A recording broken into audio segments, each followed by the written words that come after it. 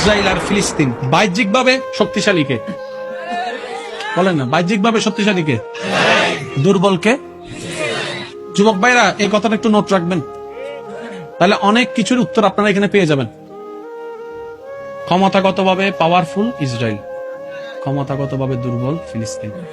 জনসংখ্যা বেশি ইসরায়েলের, ডলার বেশি ইসরায়েলের, অস্ত্র বেশি ইসরায়েলের, পারমাণবিক বেশি ইসরায়েলের, বিভিন্ন বড় বড় দেশের সাথে বন্ধুত্ব ইসরায়েলের, টাকা বেশি ইসরায়েলের, তেল বেশি ইসরায়েলের, ব্যবসা বেশি ইসরায়েলের, মানুষও বেশি ইসরায়েলের, সব দিক দিয়ে স্ট্যান্ডার্ড ইসরায়েল। ফিলিস্তিন সেই তুলনায় কিচ্ছুই না। কেন নয়? প্রায় 47 থেকে 50 বছরের যুদ্ধ করে আর কত টিকবে? কিন্তু এখনো পর্যন্ত ফিলিস্তিন দখল করতে পারছে কেন?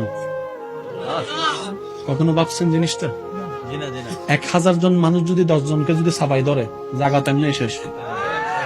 কিন্তু তারা এমন প্রত্যেক বছরে মারে, প্রত্যেক বছরে মারে, প্রত্যেক বছর। কিন্তু ফিলিস্তিন, ইসরায়েলে কয় কি তারে এত বছর যদি আমেরিকার লোকও যুদ্ধ করতাম, আমেরিকাও ফঙ্গ হয়ে বসে থাকতো।